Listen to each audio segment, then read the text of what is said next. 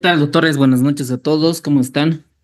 Si me podrían confirmar el audio, por favor, si debo de subir o bajar el volumen. Se escucha Se bien, escucha doctor. bien. Se escucha Doctor, bien, buenas doctor. noches, ¿se escucha bien? Ya, gracias, doctores. Entonces vamos a iniciar. Sí, se escucha. ¿Dónde está?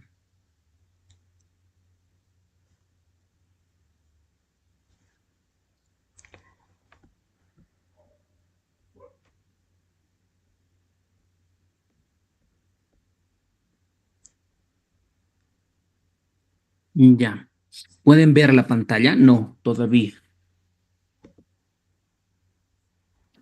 Sí Sí, se doctor, puede se ver, ve. doctor. Ya. Sí, doctor. Ya, a ver, vamos a ver. Ok, ya. Bueno, buenas noches a todos. La gran recomendación es que antes de repasar la clase en vivo, lo ideal es que ustedes hayan repasado el resumen o el libro de Farreras, el de Harrison, para el tema que vamos a ver, para que sea, para que sea más productiva para ustedes, ¿vale? Y obviamente repasar las preguntas que ingresaron y las posibles preguntas que van a ingresar. Siempre tratemos de estudiar en forma de pregunta, ¿no? El por qué y el para qué, etcétera. Entonces, eso les va a ayudar mucho. Si ustedes ahorita ya deben tener sus resúmenes realizados por ustedes mismos, su mapa mental o su esquema. Ya se ha demostrado científicamente que cuando uno se realiza es mucho más provechosa, tiene mejores resultados que uno que ya está realizado, ¿no? Entonces, esa es la gran recomendación. Entonces, vamos a ver las preguntas que ingresaron. Dentro del, de cardiopatía isquémica hay tres resúmenes que les han enviado y por favor, todos los resúmenes que les están enviando, descárguenselo y guárdenlo en su nube o en su tableta, en su computadora para posteriormente no tengamos intercurrencias, ¿ok? Puede ser que en la plataforma sí los vamos a subir igual, pero igual puede ser que esté incompleto, etcétera. O sea, el material que nosotros vamos creando es todos los días. Ok, entonces pueden ser que el material apenas los creemos, los enviamos a los grupos. Eso es nuestra prioridad, ¿vale? Entonces, dentro de cardiopatía isquémica hay dos grandes grupos dentro de los temas. El síndrome coronario crónico, que es este tema, ¿no? Que lo vamos a ver la próxima clase, cardiopatía isquémica como tal. Y otra es el síndrome coronario agudo, que está angina inestable y con elevación y sin elevación del segmento ST. Entonces, vamos a ver las preguntas para ver cómo preguntan, ¿no? Como preguntas similares, si entran como casos clínicos, preguntas opcionales, datos, etcétera. Bueno, entonces eso es relevante, importante comenzar a reconocer qué tipo de preguntas están ingresando. Entonces, esa pregunta, la primera, creo que ya la están dominando. Voy a un poquito ampliar. Voy a ampliar esta parte. Esta, por ejemplo, es más de síndrome coronario. A ver, alguien está. Recién vamos a comenzar a habilitar a grabar. Esperen un ratito, por favor. Entonces, esta pregunta creo que ya igual les han enviado igual un videito de TikTok, ¿no? ¿Cuál es el hallazgo auscultatorio común en pacientes que presenten isquemia coronaria por disfunción de músculos papilares? Creo que esta pregunta está fácil, ¿ok? Por la dilatación del ventrículo izquierdo. Este tema, por ejemplo, entra tanto a síndrome coronario crónico como al agudo. Ambos ingresan esta pregunta. Entonces, vamos a ver, ¿dónde está un lápiz? Ok, permíteme un ratito, ¿dónde está? Ya. Anotar. Vamos a cambiar un color. A ver, verde. Ya. Cada pregunta que ustedes están repasando, siempre es importante ver la justificación fisiopatológica. Entonces, cuando me dicen disfunción de músculos papilares, entonces ustedes tengan en cuenta que tenemos cuatro válvulas, ¿verdad? La válvula tricuspidia, la válvula mitral. Ahí tiene la válvula mitral y todo lo que es los músculos, ¿verdad? Los músculos papilares con sus cuerdas tendinosas. Si nosotros nos vamos un poquito a la parte anatómica, a ver, vamos a ver, ojalá nos deje ya. Miren, este es el corazón. A ver, no sé si creo que está. Ahora sí. Bueno, ahora vamos a comenzar a grabar. A ver dónde está. Grabar. Recording in progress. Ok.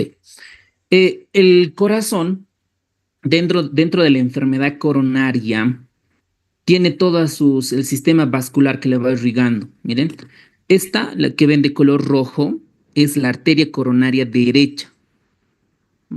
Esta arteria coronaria derecha tiene la parte posterior que termina en descendente posterior. Y estas ramitas que ustedes ven acá son las marginales. Miren, ahorita vamos a ver. Esta es la aorta, todo el mundo. Miren, de dónde nace la arteria coronaria derecha. Van así por el surco atrioventricular. Aquí tenemos las ramas ventriculares de la arteria coronaria derecha. Bueno, ahora al otro lado está la arteria descendente anterior o izquierda, como le llaman. Esta partecita que no se nota es el tronco. El tronco. A ver, vamos a ver otra vista. ¿Dónde está? Permítanme ver.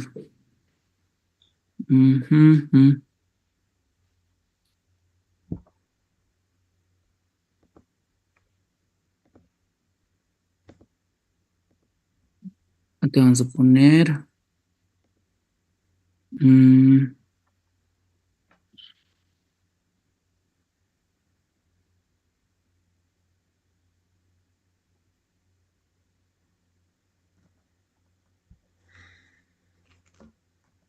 Vamos a ver otra vista del sistema coronario.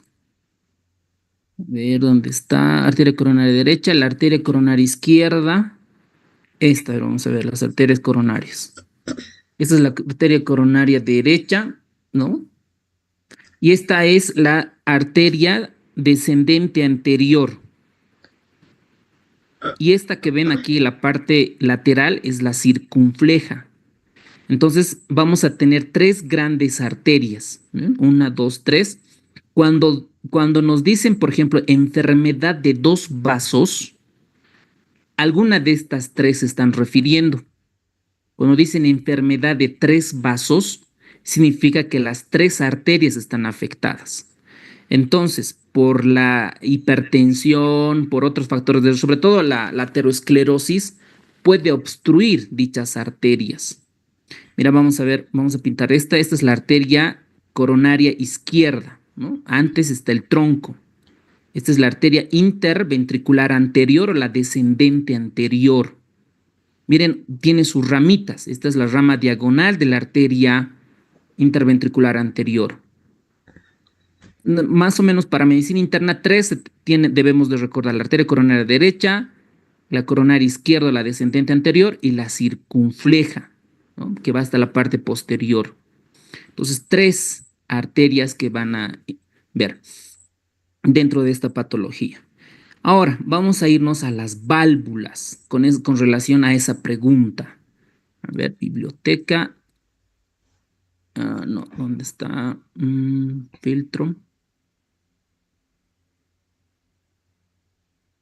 Ya. Aquí vamos a buscar la válvula mitral. Válvula mitral. Dentro de las válvulas tenemos que ver el aparato subvalvular de cada una de estas. Y alguien se preguntará, dirá, ¿puede estar afectada también la otra válvula tricuspidia? Claro que sí. A ver, permítame, ¿dónde está? La válvula pulmonar aórtica, la atrioventricular derecha, valva anterior, válvula pulmonar. Aquí está, la valva anterior de la... A ver, vamos a ver si se puede imaginar, si se puede. Aquí está en el aparato subvalvular. A ver si vamos a poner solo válvulas. Probablemente nos salga del sistema nervioso central u otras.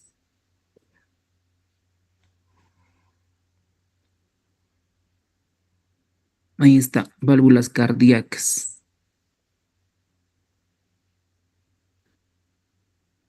Bueno, aquí están las dos otras válvulas, la válvula tricuspidia y la válvula mitral. Entonces, cuando la arteria coronaria está afectada, este aparato subvalvular, las cuerdas tendinosas, realizan disfunción, ¿no? Están con disfunción. Entonces van a generar insuficiencia mitral. Cuidado que se confundan con estenosis mitral. Es insuficiencia mitral. Entonces, la insuficiencia mitral genera un soplo sistólico, ¿vale? Soplo sistólico. Pregunta para ustedes, ¿qué soplos diastólicos tenemos? A ver, primero soplos sistólicos vamos a tener una estenosis aórtica, ¿verdad? Una insuficiencia mitral, que son soplos sistólicos. Los soplos diastólicos, ¿cuáles vamos a tener?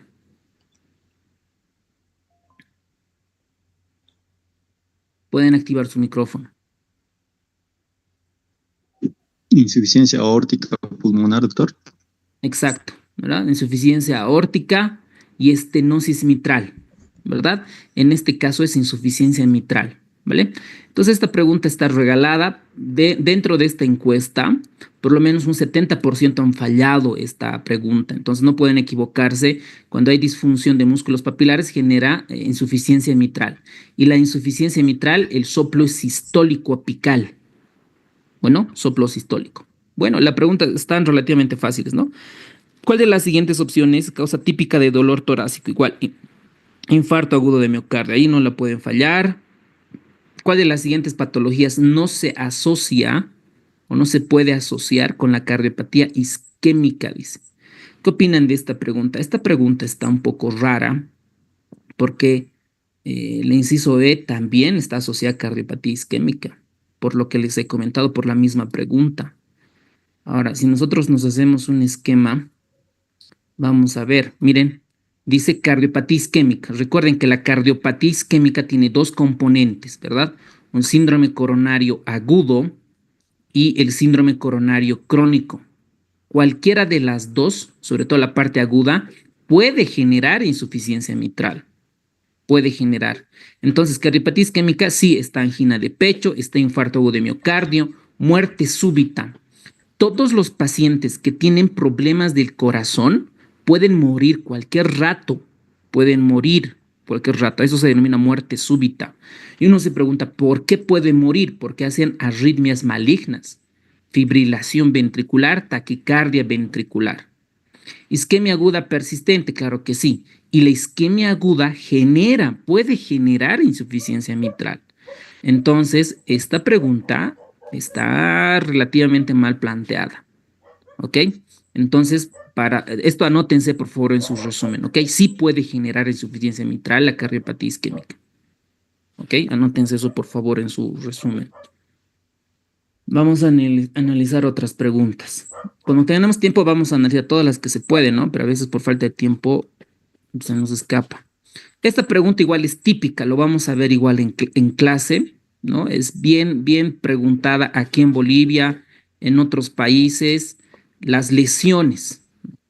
Aquí nos están preguntando dentro del corazón, dentro del ventrículo, cómo existe alteración, ¿no?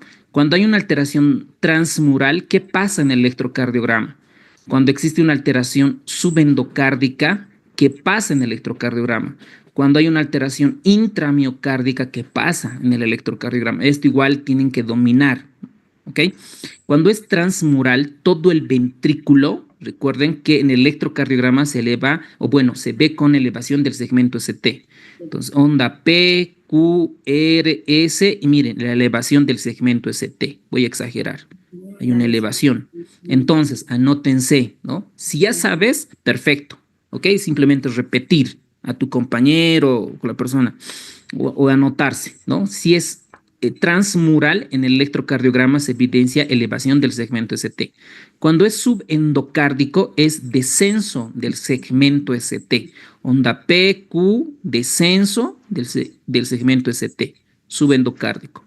Y también podemos existir ondas T negativas, onda P, Q, R y la onda T negativa, que es simétrica. ¿Ok? Alguien ahí estaba activado su... Ok, esto está con relación al electro. Lo vamos a ver igual en clase. Nada más queremos ver qué tipos de preguntas comenzaron a ingresar. Si alguien tiene alguna pregunta con respecto a esto, puede activar nomás su micrófono, ¿vale?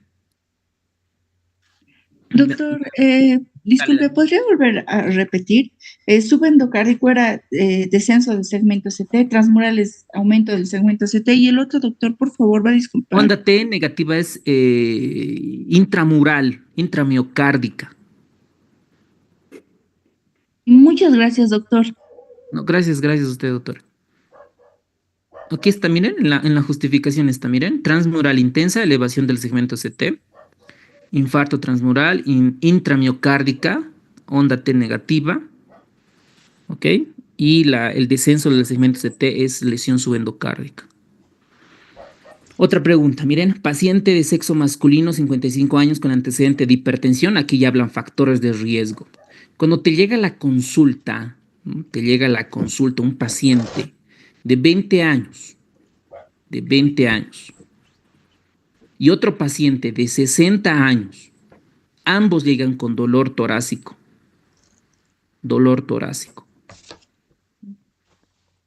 ¿ok? Este paciente de 60 años es obeso, tiene hipertensión arterial y tiene EPOC, tiene dislipidemia. Este paciente está sano. Lo más probable que este paciente que tiene dolor torácico pueda ser un síndrome coronario. Pueda ser por los factores de riesgo que tiene. La probabilidad que tenga una enfermedad coronaria es alta que en comparación de 20 años. Si te llega a la consulta un paciente de 20 años sin factores de riesgo, presenta dolor torácico, lo más probable es que sea músculo esquelético, ¿verdad? Músculo esquelético. Entonces uno se pregunta, ¿no? Revisa los libros y dice, del dolor torácico que acuden a emergencias, a la consulta médica, ¿cuántos son síndromes coronarios agudos? Entonces, para esto hay, ¿no? Más o menos es la cuarta parte, ¿ok? Eso es de lo que yo he repasado, estudiado. La cuarta parte, el 25% más o menos, algunos estudios dicen 30%, el dolor torácico puede deberse a un síndrome coronario, enfermedad coronaria. El resto son otras cosas. Y ahora, para compartirles un dato, hay una página, a ver dónde está. Hay una IA que usa base de datos de inteligencia artificial, la han debido escuchar, que es Consensus. Entonces, le preguntas, ¿no? Haces igual el prompting. A ver, vamos en otra computadora, a ver, vamos a ver, vamos a borrar y vamos a entrar, a ver, vamos a borrar un tipo de esta cosa. Ya, miren, aquí vamos a anotar. Vamos a anotar causas de dolor torácico en urgencias de acuerdo o por prevalencias, podemos poner, ¿no? Por prevalencias y causas. Entonces va causas de dolor torácico en urgencias por prevalencias y causas. A ver, algo simple, ¿no? Va a ir buscando, va a ir armando para ver del síndrome, o sea, tú vemos un paciente con dolor torácico. Tenemos que ver las características, ¿ok? Y dependiendo, aquí nos están dando las causas, pero necesitamos más o menos cuánto es. Miren, de origen cardíaco es 2.5%.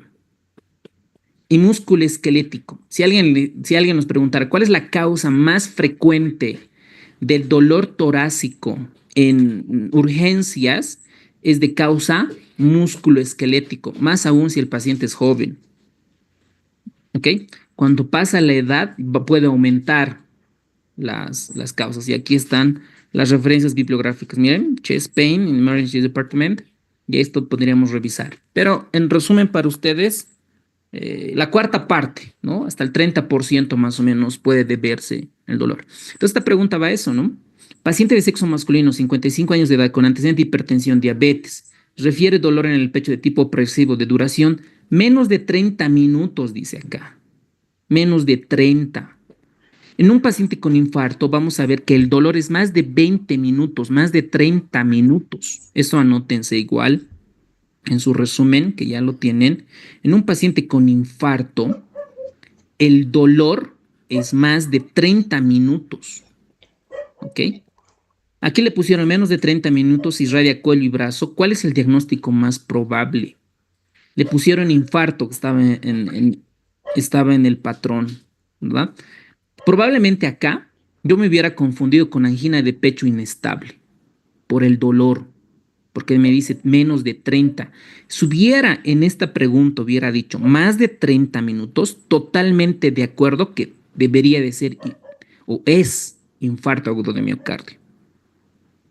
¿Ok?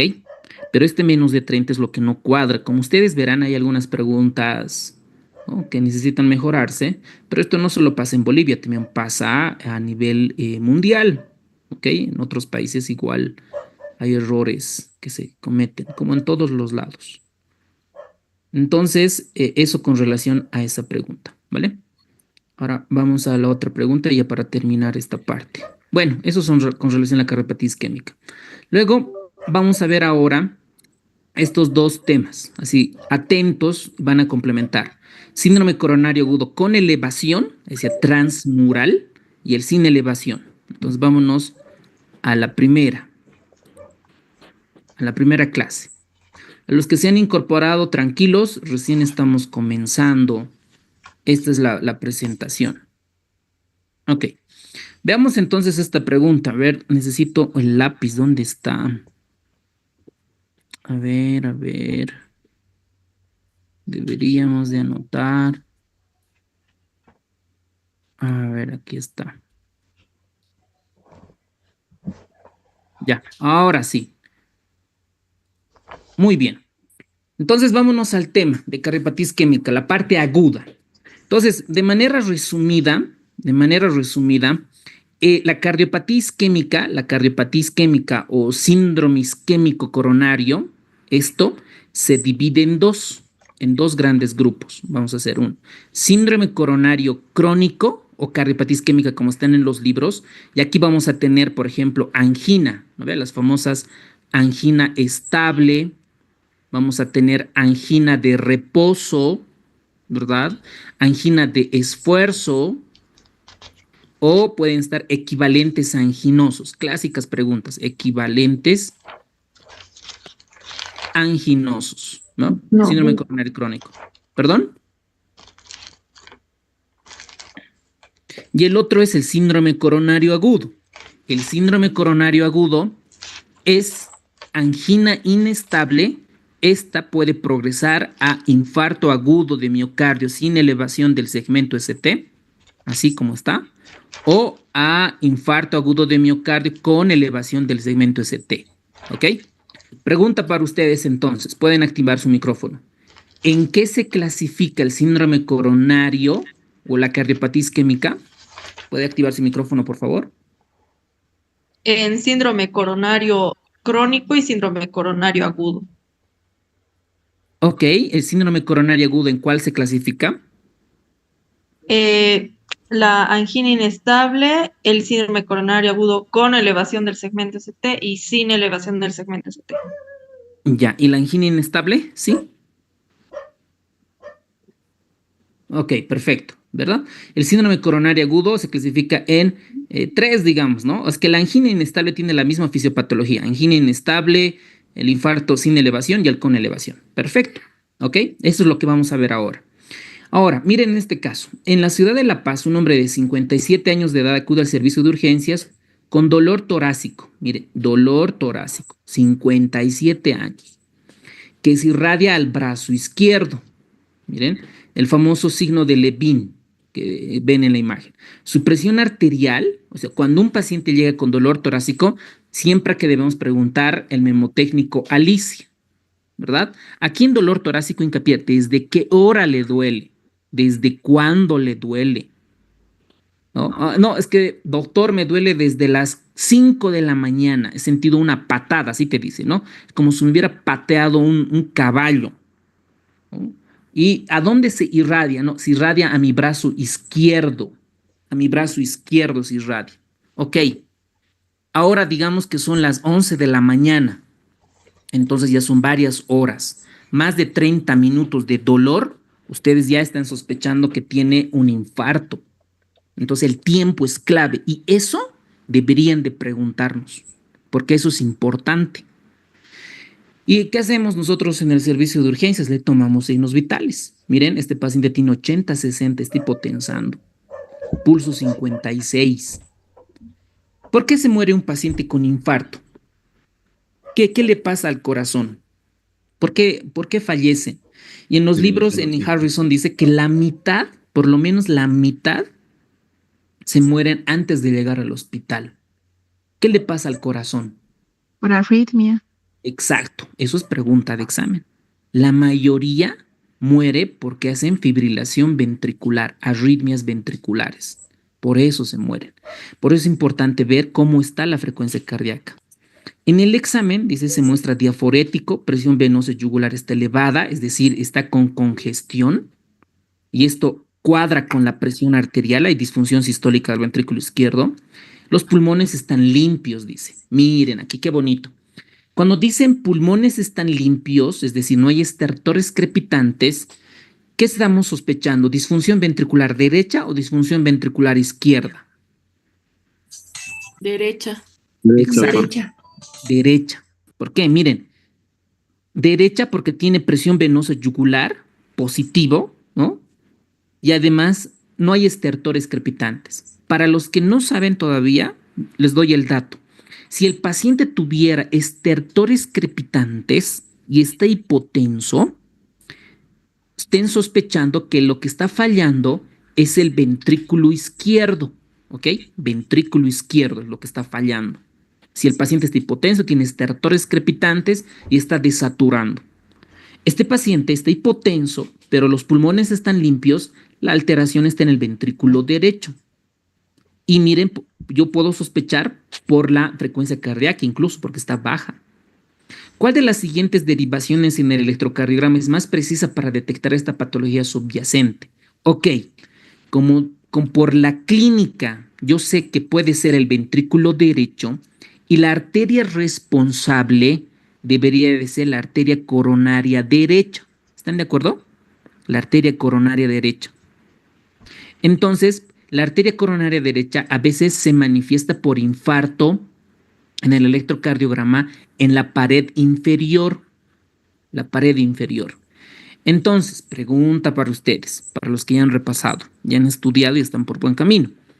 ¿Qué derivaciones en el electrocardiograma debemos de ver para sospechar un infarto de cara inferior? B1, B2, B2, B3 y D2, ABF. D3 y ABF. Eso, muy bien, qué capos. Bien, doctores, aplausos, exacto. Entonces, aquí esto deberíamos de buscar, ¿ok? Cara inferior o derivaciones derechas, ¿ok? Entonces, ¿cuáles son las derivaciones derechas? Todo lo que está con R acá. A ver, una pudiera ser esta la respuesta porque es cara inferior. Otra, ABF. Y aquí le falta la 2 para que complete la cara inferior. Pero no puede haber dos respuestas. Entonces, como me dicen que estoy sospechando la cara derecha, lo más probable es que la respuesta sea el inciso C. ¿O qué opinan ustedes? ¿Verdad? Entonces, aquí es... Ok, dale. ¿no? Entonces, Ya va a llegar ya. El micro, yo me venía en el 46. ya, a los que están El activos... micrófono. Ya está, ya lo hemos sacado, no se preocupen. Bueno, entonces este es el electrocardiograma. Miren. ¿Qué les llama la atención? Miren el supradesnivel. Miren, aquí hay supradesnivel en D2, en D3, supradesnivel del segmento CT y ABF. Miren, ABF. Entonces, esto es cara inferior del lado derecho. Bueno, entonces, cuando hay un supradesnivel, como en este electrocardiograma, la lesión en el miocardio es transmural, subendocárdico, subepicárdico. ¿Cuál sospechamos? Mural. Transmural. Transmural. Transmural. ¿Ok? Muy bien, entonces transmural. Perfecto. Entonces, el diagnóstico probable de este paciente es un infarto. Todos están de acuerdo. Es un infarto por el dolor, porque es de más de 30 minutos. El paciente tiene dolor torácico, está en choque, tiene presión venosa yugular elevada, con campos pulmonares claros. Esto es clásico del ventrículo derecho. ¿Vale? Y el paciente puede tener falla cardíaca, ingurgitación yugular, y si se sospecha infarto del ventrículo derecho, en el electrocardiograma es más sensible y específico la elevación del S3 en BR4, en B4R, es decir, right derecho. Tiene una sensibilidad del 100% y una especificidad del 80%. Miren, el valor predictivo es del 92%, es muy alto. Entonces, para la práctica diaria, si nosotros estamos sospechando este infarto en cara inferior, lado derecho, debemos de tomar el lado derecho también, derivación B2, B3, B4, B5, derecho. ¿Ok? Derecho. Los que han avanzado ya deben estar entendiendo súper bien. ¿Ok? Por lo tanto, la respuesta es BR4. Entonces, les han enviado al grupo, ¿verdad? Al grupo de WhatsApp el PDF de esta presentación. Están sin respuestas. Completen, por favor, anoten el por qué. Entonces, si es en ventrículo derecho, se debe tomar derivaciones del lado derecho además. ¿Ok? Muy bien. Listo. Ahora, comencemos desde un inicio. ¿Qué es el infarto? ¿Ok? En Estados Unidos, estos datos, desde mi punto de vista, no es necesario que memoricen toditos estos, por lo menos saber. Cada año dice que hay 205,000 eventos de infarto agudo de miocardio, primeros, y 200,000 infartos recurrentes. Más del 50% fallecen antes de llegar al hospital. Y es lo que decíamos, ¿no? Con la doctora, ¿por qué mueren antes de llegar al hospital? Porque tienen arritmias, fibrilación ventricular. Cuando llega al hospital, miren, aquí su mortalidad, según Harrison, esto es en Estados Unidos, simplemente su mortalidad llega del 10 al 5%. Dice que ha disminuido. ¿Cuánto creen que en Bolivia es nuestra mortalidad por infarto agudo de miocardio? ¿Ok? Yo tenía una colega que estaba llevando su base de datos de todos los infartos. ¿Cuánto es su mortalidad?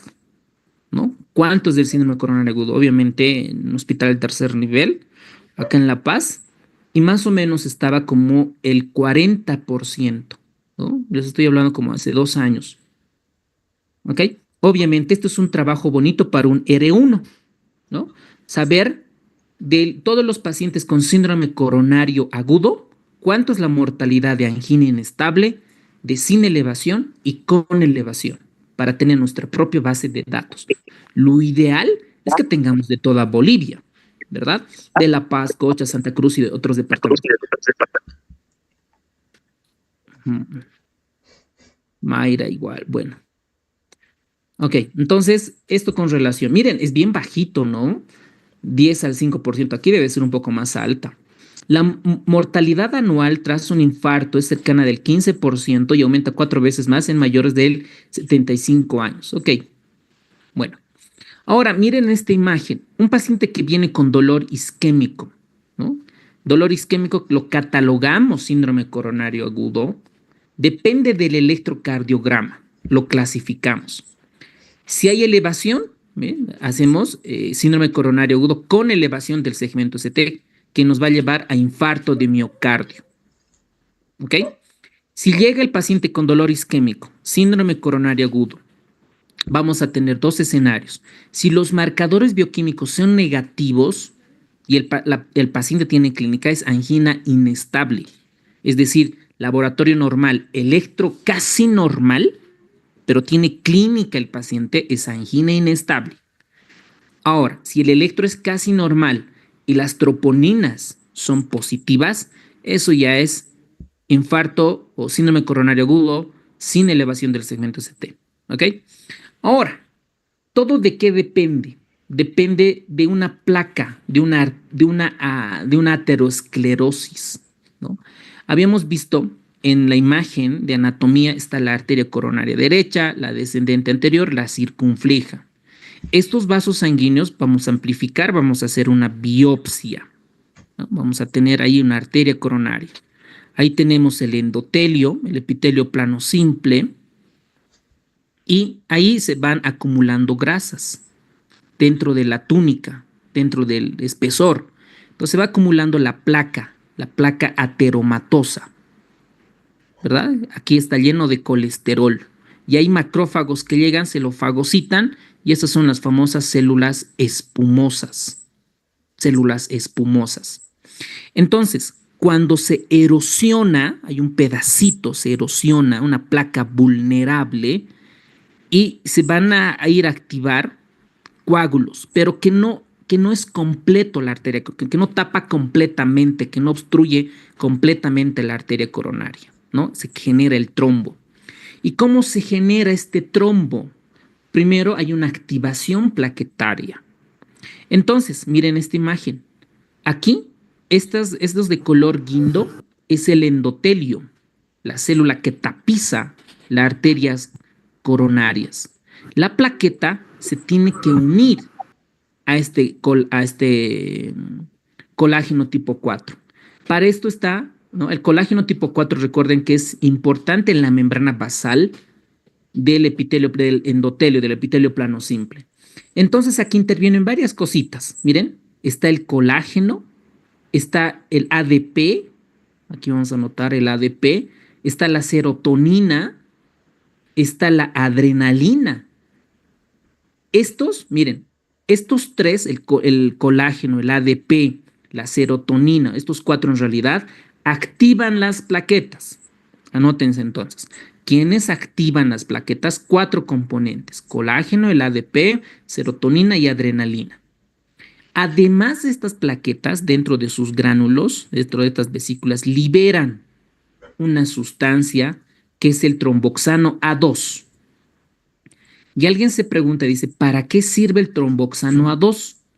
Esta sirve para la vasoconstricción local, y estimula la agregación plaquetaria, porque en esta primera fase es adhesión y otra plaqueta que viene acá encima, otra plaqueta y otra plaqueta y otra plaqueta, es la agregación plaquetaria. Y entre estas plaquetas, para que se puedan unir, hay unos receptores. Estos receptores es la glucoproteína 2B, 3A, ¿ok? Glucoproteína 2B, 3A. ¿Por qué? Alguien dirá, ¿por qué nos están comentando estos receptores? Porque muchos de el aspirina que le vamos a dar al paciente, clopidogrel, van a ir contra estos receptores, ¿ok? Entonces, en la adhesión plaquetaria está involucrada el colágeno, el ADP, serotonina, epinefrina, hay liberación de sustancias, tromboxano, y luego viene la adhesión plaquetaria. Esta agregación plaquetaria, la glucoproteína 2B3A, también está involucrada con el fibrinógeno, que que les hace como puente para la agregación plaquetaria. El objetivo de esto es formar una red de fibrina, ¿no? Si nosotros aquí vamos a hacer con otro color, ¿no? Acá es formar una red de fibrina, Entonces aquí viene la protrombina en trombina, y el fibrinógeno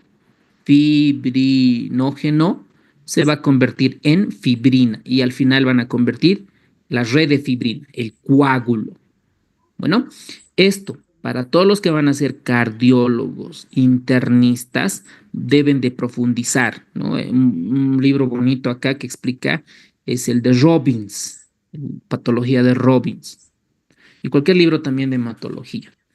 Y este es un esquema del libro de Harrison, cómo se va formando el trombo, ¿no? Hay una ruptura de la superficie de la placa aterosclerótica. Nosotros tenemos una placa aterosclerótica vulnerable, se rompe y se genera la trombogénesis.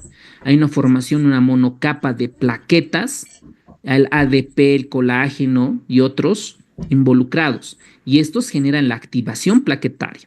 ¿Quiénes activan las plaquetas? Colágeno, ADP, adrenalina y serotonina. Se libera tromboxano, el tromboxano genera vasoconstricción local, y se van expresando varias glucoproteínas en la superficie de las plaquetas, principalmente las glucoproteínas 2B, 3A, para hacer mayor agregación plaquetaria. Y esto genera afinidad por el fibrinógeno, agregación plaquetaria, se activan los factores 7 y 10, la conversión de protrombina en trombina y el fibrinógeno en fibrina, y se van formando el coágulo. ¿Ok? Muy bien. Entonces, esto se va generando la autoamplificación, la generación de trombina, y que va a ir formando el coágulo. Y uno se pregunta y dice, ¿qué factores favorecen a todo este proceso? El tabaquismo, la hipertensión y la dislipidemia. Son factores que favorecen. Ahora, el daño miocárdico, ¿de qué depende? ¿De qué determina? Del vaso coronario. Por ejemplo, habíamos visto en las arterias coronarias, ¿cuál de las 3 arterias coronarias que hemos visto acá, cuál creen de estas arterias? A ver, vamos a buscar, ¿dónde está? A ver, vamos a ver, ahí está, arteria coronaria derecha, la descendente anterior, la circunfleja. ¿Cuál creen que es más grave? Descendente anterior. Eso, muy bien. Porque la coronaria derecha irriga todo el ventrículo derecho. ¿No ven? La descendente anterior, miren, irriga casi toda la pared anterior del ventrículo izquierdo. Esa es la más grave. Y la otra es la circunfleja, la parte posterior, que sería un poquito la más, ¿no? La más inocua. Pero cuando se obstruye esta arteria descendente anterior, es que el paciente se hace choque cardiogénico y se muere, hace fibrilación ventricular. ¿Y de qué depende la extensión? Y eso es lo que dice Harrison. Miren, dice que la extensión depende del vaso coronario afectado. ¿Cuál es la más grave? La descendente anterior. La duración de la oclusión. Por eso en el infarto agudo de miocardio, el tratamiento es destapar, abrir esa oclusión de la arteria coronaria. También depende de la circulación colateral, de la demanda de oxígeno, capacidad de lisis espontánea del trombo, el éxito de reperfusión y la función de la microcirculación. ¿Cómo nosotros como médicos podemos intervenir con la terapia de reperfusión? ¿No? En realidad de nosotros depende, ¿no? Del médico que lo identifica el infarto, de eso depende. Pregunta para ustedes. Tú estás de turno en el hospital y te llega un paciente con dolor torácico, con factores de riesgo, hipertenso, diabético, fumador, y tú sabes que es lo más probable que tenga un síndrome coronario agudo. ¿Qué es lo más frecuente? Angina inestable, síndrome sin elevación o con elevación. ¿Qué es lo más frecuente? Primera pregunta. ¿Ok? Bueno, entonces el paciente, ¿cómo llega? Dice que en el libro de Harrison que el 50% de los casos va a tener un factor desencadenante. Yo he visto pacientes de 30 años, doctores, morir por un infarto. 32, 35. Y yo me preguntaba, yo tenía profesores de 50, 60 años, gorditos, sí, con su pancito, ¿no? Gorditos, bonachones, ¿no? El pique macho, toda la comida boliviana rica que tenemos, ¿no? Pero, y no se infartaban, ¿no? Yo decía, ¿por qué? Y un joven de 30 años que no está tan enfermo, no es tan obeso, se muere por un infarto. Yo decía, ¿por qué? Y ahí realmente entendí en estos casos que el estrés puede matar a una persona. Y yo les preguntaba, ¿no? Les decía a sus familiares, ¿no? Y decía, ¿y a qué se dedica? ¿O a qué se dedicaba? No, es que era fiscal, es que era juez, es que es que en su trabajo de la empresa ha entrado a la quiebra, no sé, un montón de cosas. Y ahí comprendí que el estrés, la preocupación, realmente cuando uno no lo sabe manejar, puede afectar al sistema coronario y generar un infarto. ¿Ok? Mientras que mis profesores, pues súper alegres, tranquilos, riendo de todo y de nada, felices, gorditos, felices, pero obviamente igual es un factor de riesgo, ¿no? Por eso ahí dice el libro de Harrison que el 50% de los casos son factores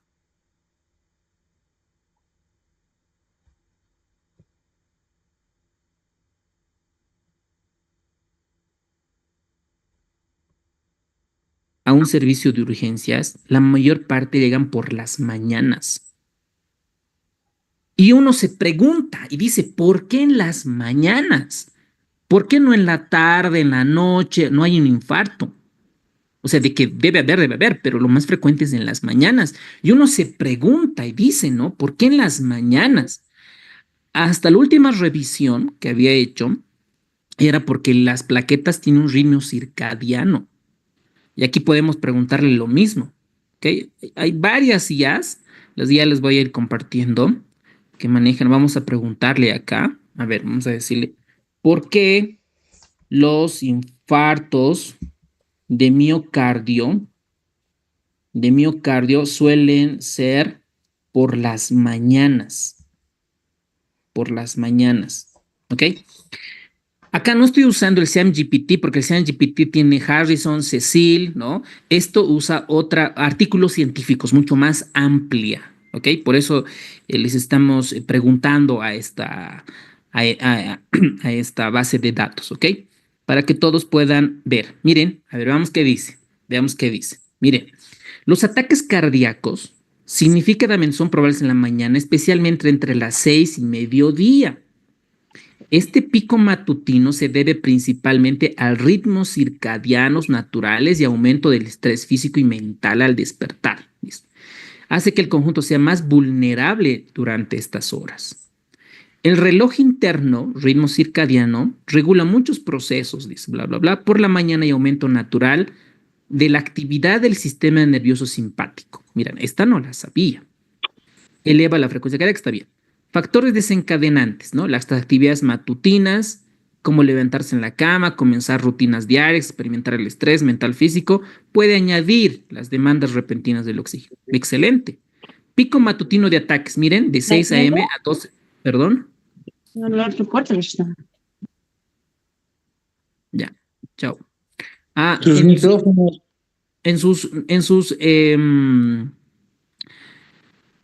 Hay varios doctores que no están identificados, ¿eh? Están con puntitos, hay otros que están correctamente identificados, hay otros que ¿no? Jessica, Nicole Peña, W, Sonia Cayo, Silvana, les han enviado inbox sus códigos. Ya para la próxima clase no les van a dejar entrar si no están identificados correctamente. Entonces, por favor, tienen que identificarse correctamente. ¿Vale? Para no que de la clase el Zoom les saque todo. Permítanme. Bueno, entonces esa es la explicación y aquí tenemos las referencias. Si quieren profundizar, para los que van a ser cardiólogos, se van a dedicar al mundo del corazón, pueden revisar estos artículos, ¿no? Aquí vamos a ver varios artículos, variación circadiana, desencadenamiento de eventos coronarios agudos, etcétera, ¿ok? Bueno, entonces eso, ocurren por las mañanas, ¿no?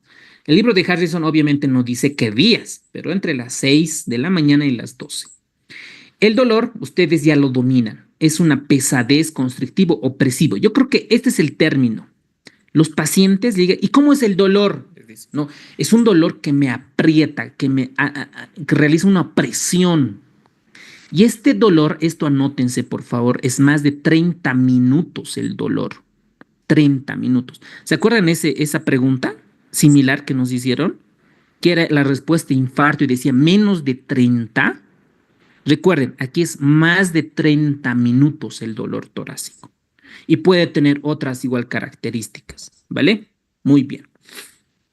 Entonces, La irradiación, ¿no? Los sitios menos comunes pueden irradiarse al abdomen, espalda, maxilar inferior, cuello y otros lados. Ahora suelen acompañarse de otras manifestaciones, diaforesis, náuseas, vómitos, ansiedad, y el dolor puede simular a otras. Vamos a ver a cada uno de estos. ¿Cómo es el dolor torácico de una pericarditis aguda, doctores? ¿Cómo es el dolor? Se irradia dolor. trapecio. Ya, Un dolor sí, punzante, empeora en decúbito y suele mejorar cuando el paciente se apoya hacia adelante. eso, muy bien, doctorita, felicidades, ¿eh? Muy bien.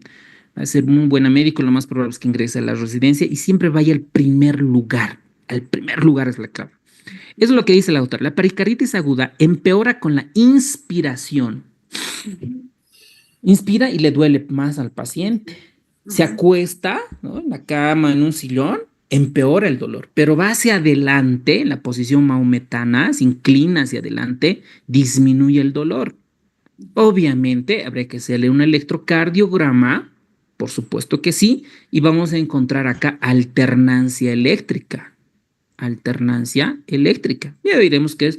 Ya decimos, le solicitamos una ecocardiografía, ¿ok? Una interconsulta al cardiólogo para que vea cuál es la causa de la pericarditis. En nuestro medio, ¿no? Suele ser viral, ¿ok? Suele ser viral, a veces con colchicina y aspirina suele pasar, posteriormente a una infección respiratoria alta. ¿Cómo es el dolor de tórax, el dolor torácico en una embolia pulmonar? ¿Cómo es el dolor? Un dolor de tipo pleurítico. Eso, muy bien. Dolor de tipo pleurítico. Y alguien dirá, ¿cómo es el dolor de tipo pleurítico? Normalmente es cuando dice, a ver, ¿cómo es el dolor pleurítico? En dolor en punta de costado, ¿no? Me duele un costado el dolor y es como si estuvieran apuñalándole, por eso dice en punta de costado. Y normalmente suele ser por irritación de la pleura, ¿ok? La disección aórtica, el dolor, yo he debido ver unas 2 veces, no en Bolivia, cuando estaba haciendo rotes, pacientes con disección aórtica. Había un caso que era al alzar una caja, una señora, 40 años aprox, estaba haciendo una caja pesada y decía, cuando comencé a alzar la caja pesada, sentí el dolor desgarrante, como si estuvieran arrancando un pedazo de su cuerpo, de adelante hacia atrás. Entonces, eso es un dolor característico de una disección aórtica. De la costocondritis es un dolor a la palpación y es la mayoría, ¿no? Músculo esquelético, la mayoría. Te llega la consulta y ¿dónde le duele? Aquí en el pecho. A ver, señáleme con un dedo. Ok, las costillas, ¿no? La articulación. Y comienzas a comprimir y le duele, empeora el dolor. Entonces ahí su complejo B, un relajante muscular y su AINES va tranquilos estos pacientes, ¿no? Obviamente siempre descartando, tomando un electrocardiograma, viendo factores de riesgo, etcétera. Y los trastornos gastrointestinales, ¿no? Un dolor urente en la boca del estómago que está asociado al reflujo, etcétera, ¿no? A pirosis y demás. Eso puede simular. Entonces, para el infarto, el dolor es intenso, opresivo, retroesternal, de tipo visceral, más de 30 minutos. No se alivia con reposo ni con nitroglicerina. Y puede ocurrir, ¿no? Puede irradiarse. Muy bien. ¿Qué vamos a revisar a un paciente? ¿Qué le vamos a ver? El paciente puede estar ansioso. Si es un infarto anterior, es decir, la descendente anterior, puede estar taquicárdico, hipertenso por la activación simpática. Entonces, miren a la doctora que ha contestado. Si está involucrada la descendente anterior, el paciente lo vas a esperar taquicárdico hipertenso. Si el paciente está afectada la coronaria derecha, bradicárdico hipotenso por activación parasimpática. Nuestro caso clínico, ¿cuál de los dos era? Taquicárdico o bradicárdico. ¿Qué estamos sospechando? ¿Un infarto anterior o un infarto inferior? Infarto inferior. Inferior. Exacto. ¿No ve? Porque estaba con tendencia a la bradicardia, tendencia a la hipotensión, si mal no recuerdo era 90-60, ¿ok? Entonces, que cuadra con la coronaria derecha, ¿ok? Entonces podemos encontrar soplos, ¿no? ¿Soplo de qué? de insuficiencia mitral, por la disfunción mitral. Entonces vamos a buscar soplos sistólicos. Eso es lo que vamos a buscar. Desdoblamiento del segundo ruido, fricción pericárdica, pulsos débiles, etc. Y cuando llega el paciente con dolor torácico, lo primero que debemos solicitar es un electrocardiograma. Nosotros realizar o decirle a tu interno o a tu R1, ¿no? Electrostat, ¿ok? Un electrostat de 12 derivaciones. En este electrocardiograma, pregunta para ustedes, ya han repasado, estudiado, cuando llega el paciente al hospital, al centro médico, ¿en cuánto tiempo tiene que estar el electrocardiograma, doctores? Menos de 10 minutos. Eso, muy bien, doctorita. Eso, en menos de 10 minutos ya tendría que estar realizado el electrocardiograma. Eso dicen nuestras guías, nuestras recomendaciones internacionales. ¿Ustedes creen que nuestros hospitales, con tanto paciente, se realiza, se cumple esto? Podría ser un trabajo de investigación, ¿no? De todos los pacientes que llegan con dolor torácico, ¿al cuánto tiempo se realiza un electrocardiograma? ¿A la hora, a las 2 horas? O tal vez hay un buen hospital que realiza menos de 10. Y estos son estándares, ¿no? Para los que están haciendo auditoría médica, gestión en salud, todas estas cosas se deben de valorar para ver si un hospital, una clínica tienen estos estándares de calidad. ¿Y qué vamos a buscar en el electro? Justamente esto, elevación del segmento ST. Esto es lo que vamos a encontrar. Y esto es fácil, ¿no? Yo creo que incluso a un médico general que no está bien capacitado, no ha estudiado muy bien, que ha estudiado, se ha formado médico de solo resúmenes, de solo apuntes, puede identificar. Puede identificar. Entonces, eso es lo que vamos a encontrar. Dentro de la evolución cronológica es aguda, primero de horas a 7 días, es una evolución aguda. De 7 a 28 días es una evolución crónica y cicatrización, o más de 29 días es una cicatrización completa de dicha lesión. Muy bien, doctores. Este es el electrocardiograma que vamos a ver varios. Miren cómo los vectores están involucrados dependiendo qué arteria esté involucrada y vamos a tener. Por ejemplo, miren acá está en ABL, en B2, parece una imagen en espejo.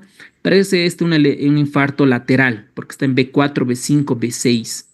Luego tenemos otro acá en B2, B3 también, y aquí en B3 y B4, ¿ok?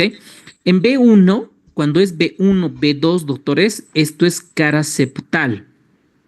Septal. Cuando es B3 y B4 es cara anterior. Cara anterior.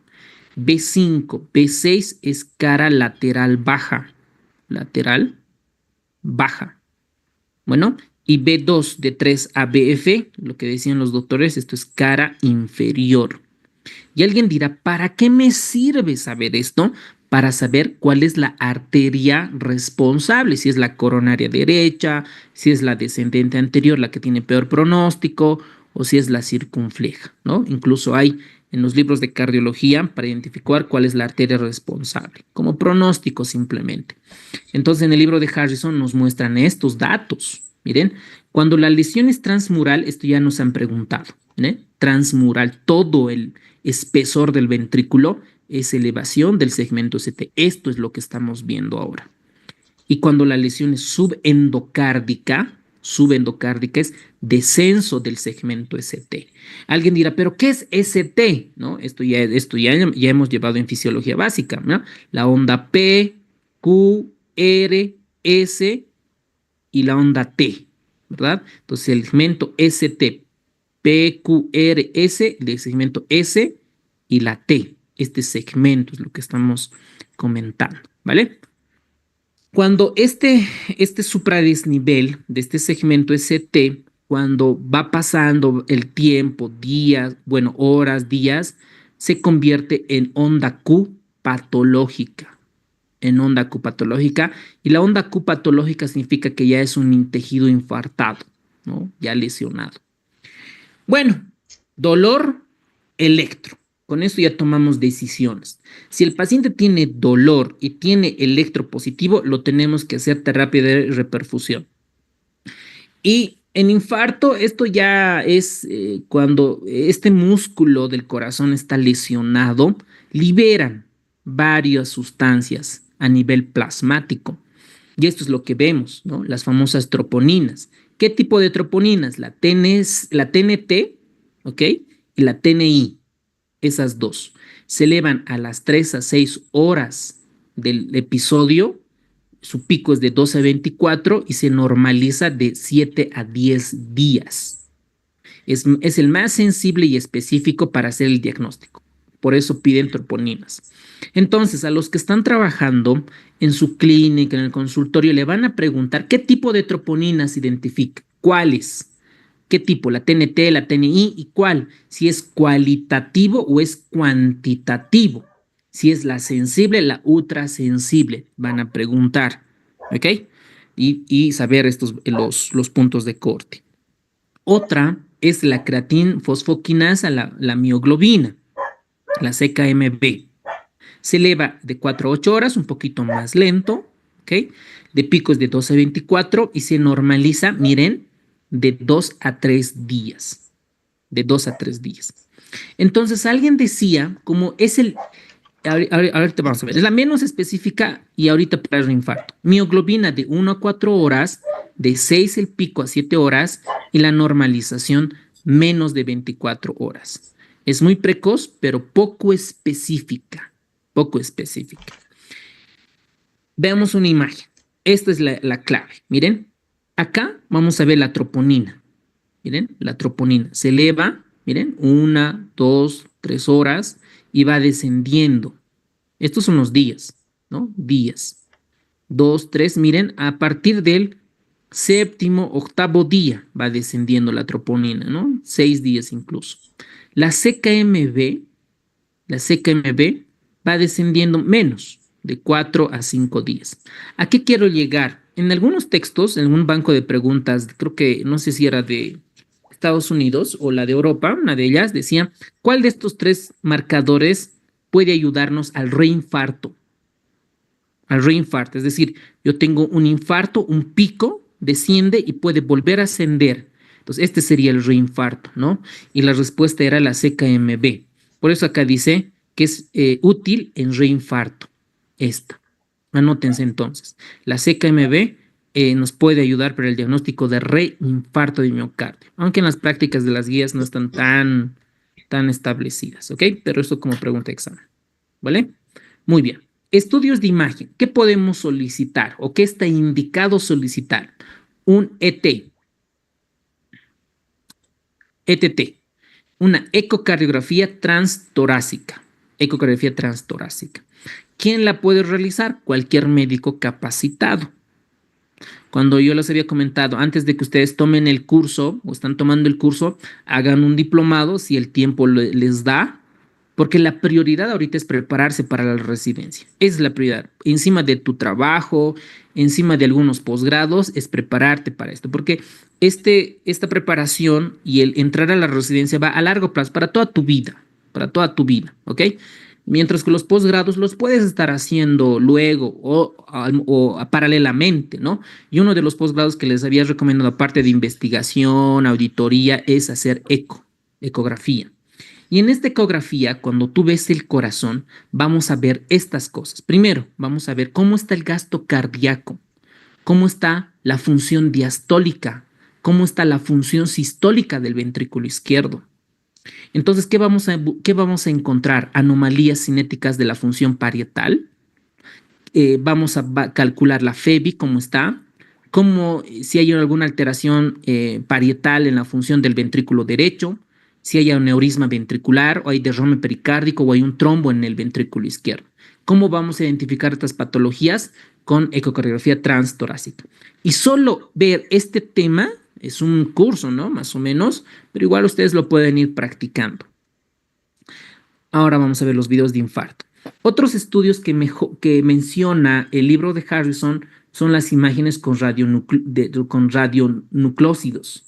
Por ejemplo, cuando hay con estudios con imágenes de perfusión, con Technetium STAMI-B, el rastreo gamma gráfico, la ventriculografía y la resonancia magnética, ¿no?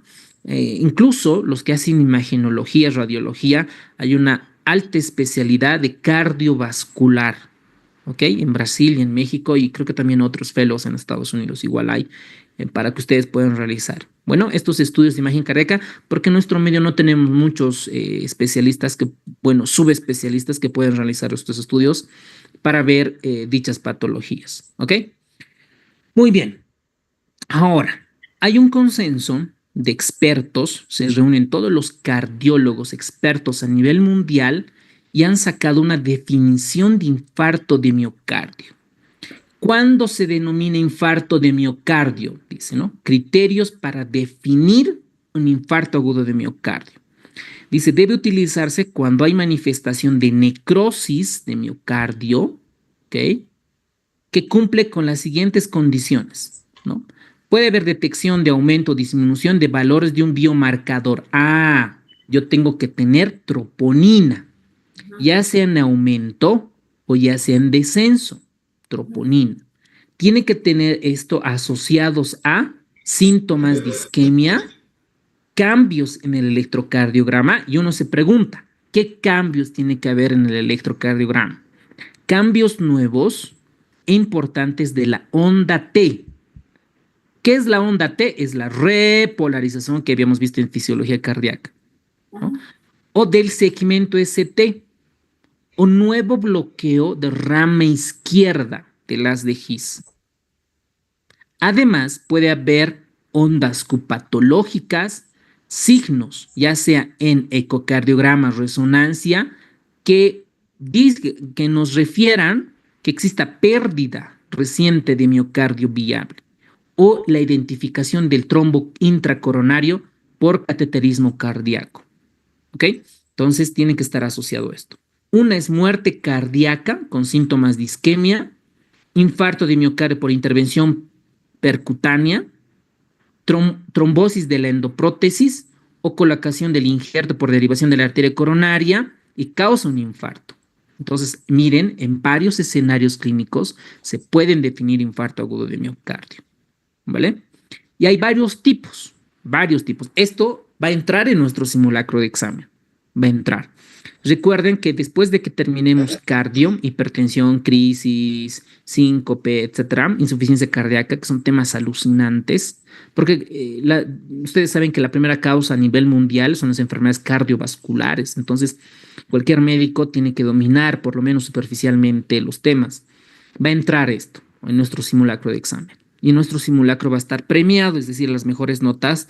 Les vamos a rolar estetoscopios, tensiómetros, ¿ok? A todos los que están en nuestro curso oficialmente, ¿ok? Están aquí en nuestro curso, ellos tienen el pie para poder optar a los regalos, ¿vale? Entonces, miren, el tipo 1. ¿De qué se trata el infarto de tipo 1? Es un infarto espontáneo que está ocasionado por la rotura de la placa aterosclerótica, es lo que estamos explicando, lo que ustedes han estudiado por la aterosclerosis.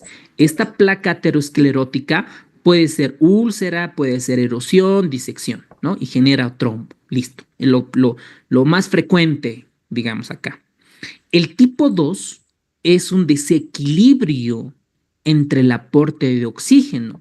Por ejemplo, ahora digamos, un paciente con influenza, ¿no? Un paciente con influenza está con síndrome de distrés respiratorio agudo. Está saturando 70%, 60%, está a punto de fallecer. Pero antes de hacer un paro respiratorio, tiene dolor torácico, ¿no? Se está infartando. Entonces, este infarto no es por un trombo, es por un desequilibrio en el aporte de oxígeno. Por eso acá dice, miren, que contribuye al desequilibrio entre el aporte de oxígeno al miocardio. Dicho gas o ambos factores, por ejemplo, disfunción endotelial coronaria, espasmos coronarios, embolia coronaria, taquibradia, arritmias, anemia, insuficiencia respiratoria, hipotensión, hipertensión, hipertrofia del ventrículo izquierdo. El tipo 2 es este, por desequilibrio. El tipo 3 es muerte de origen cardíaco con manifestaciones que sugieren isquemia pero el sujeto fallece antes de obtenerse una muestra de sangre o advertir incremento de biomarcador cardíaco. Es decir, un paciente que ya ha fallecido, ¿no? Que ya ha fallecido, pero no tenemos valores que nos hagan marcar. ¿Ok? Es el tipo 3. El tipo 4A es un infarto que está vinculado a la PCI. PCI, ¿ok? PCI, es decir, a un cateterismo cardíaco. Cateterismo cardíaco.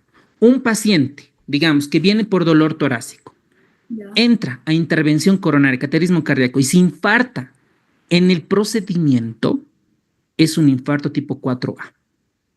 ¿Ok? Por eso dice, miren, un infarto de miocardio vinculado a PCI. Otro, el tipo 4B, es un infarto vinculado a la trombosis de la endoprótesis. El paciente llega, entra a cateterismo cardíaco, le ponen un stent, se le pone una endoprótesis y esa endoprótesis se obstruye, se forma un trombo, es un infarto de 4B. Y el último, es un infarto que está relacionado con la derivación arterial coronaria con injerto. Es decir, estos pacientes normalmente entran ya a cirugía cardíaca, a revascularización por un cirujano cardíaco. Entonces, le hacen un injerto, le ponen una vena, la vena safena, para que hagan hagan una derivación aortocoronaria, aortoventricular, y eso esté enfermo, ¿no? Esté mal, no esté funcionando, y dicha zona se infarta. Entonces, ese es un infarto de tipo 5, relacionado a revascularización coronaria. ¿Ok? Muy bien. Ahora, ¿qué pasa? ¿Cómo vamos a hacer el diagnóstico? El diagnóstico es con clínica, el dolor más de 30 minutos, electrocardiograma y biomarcadores. Para tomar la decisión, con estos dos es suficiente actualmente. ¿Ok? No necesitas que la troponina sea positiva. Por ejemplo, ¿qué pasa en algunos hospitales donde yo trabajo? Algunos médicos dicen, el paciente tiene dolor torácico, está con dolor torácico. En el electrocardiograma hay elevación del segmento ST y están esperando las troponinas, doctores, ¿no? Y el paciente está esperando tiempo y ustedes saben que el corazón es tiempo, el miocardio es tiempo. Entonces, ojo con eso. Con estos dos, con clínica y electro, ya se puede tomar la decisión de terapia de reperfusión. ¿Ok? Con eso terminamos, doctores. Ya, ahorita.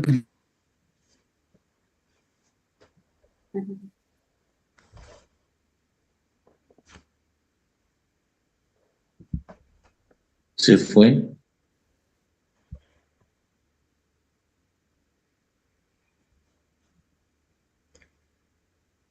¿Se terminó la clase? ¿Qué pasó? Se fue. Va a volver, dice. Le dio una baja de señal.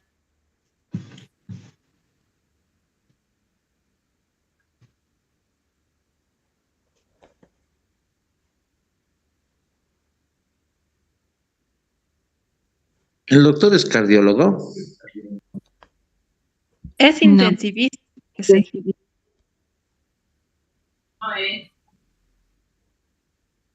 Intensivista, wow.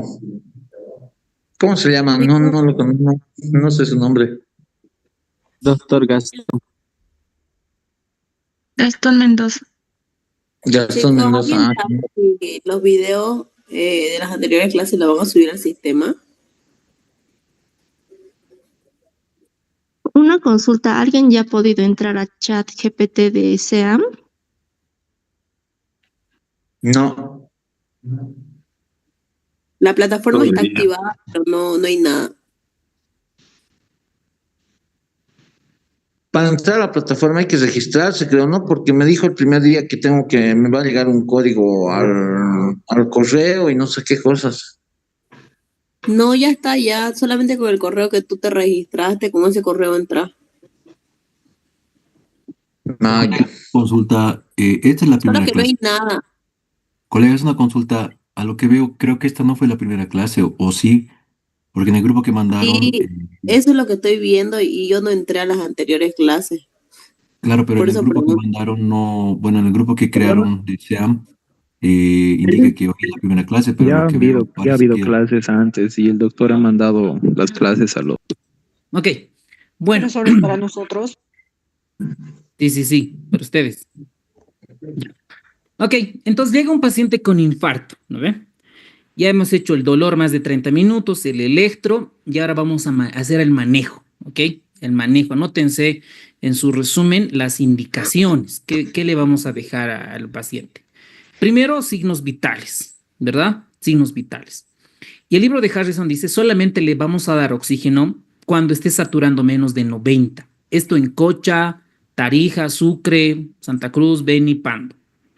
En altitud, La Paz, Oruro, Potosí, con menos de 86 me atrevería a decir, porque no tenemos estudios clínicos grandes de saturación, perdón, aquí porcentaje de saturación, podríamos administrarle oxígeno.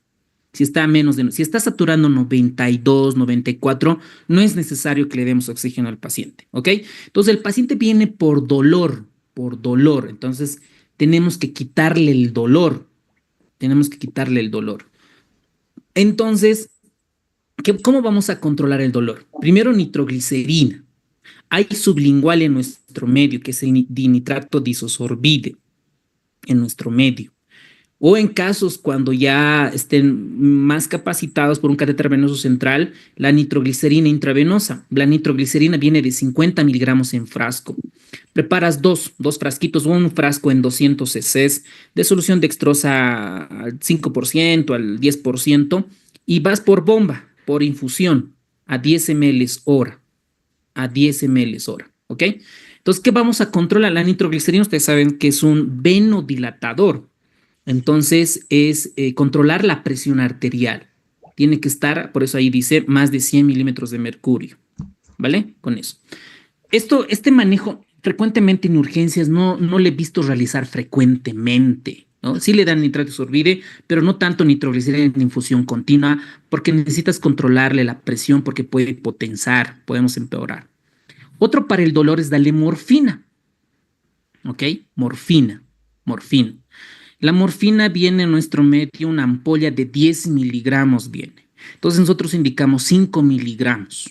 Pueden dar como solución decimal. ¿Qué significa la solución decimal? Esto en una jeringa de 10 ml. Entonces administran 5 ml. Pero esta es la dosis, de 3 a 5 miligramos. Y para aliviar el dolor. Y uno se pregunta, ¿por qué no damos acá diclofenaco? No damos ibuprofeno, ketoprofeno. ¿Por qué?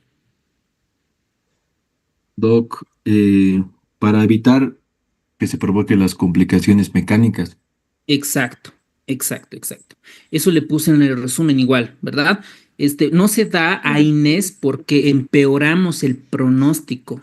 Está asociado a ruptura del ventrículo izquierdo, la pared libre del ventrículo izquierdo. Por eso no está indicado dar a Inés para el dolor torácico.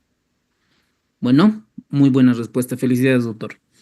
Y el tratamiento acá que nosotros tenemos que ver es la terapia de reperfusión. Es decir, si la arteria coronaria está obstruida, tenemos que desobstruir. Tenemos dos métodos para desobstruir. Una que es con PCI, que está en el libro, y otra es con la fibrinólisis. Dos métodos para ver la terapia de reperfusión. Aquí vamos a jugar con los tiempos. Vamos a jugar. Y esto deberían de preguntarnos. Si ustedes se dedican a ver con internitos, o a sus enfermeras, a los pacientes, esto les deben enseñar. Si el tiempo de evolución es menos de 12 horas, está indicado realizar la terapia de reperfusión, ya sea PCI o ya sea fibrinólisis.